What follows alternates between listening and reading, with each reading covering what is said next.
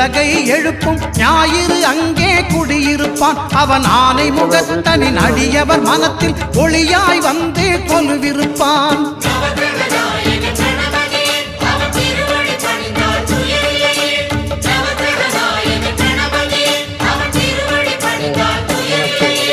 ஒன்பது கோளும் ஒன்றாய் காண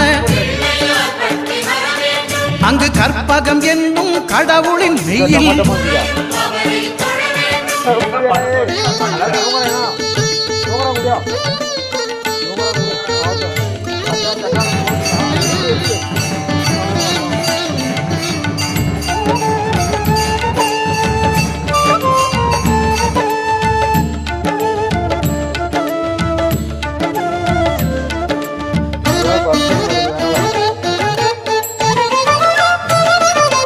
திங்கள் பகவான் திருமுகம் காண தட்டு பக்கம் எடுத்துடா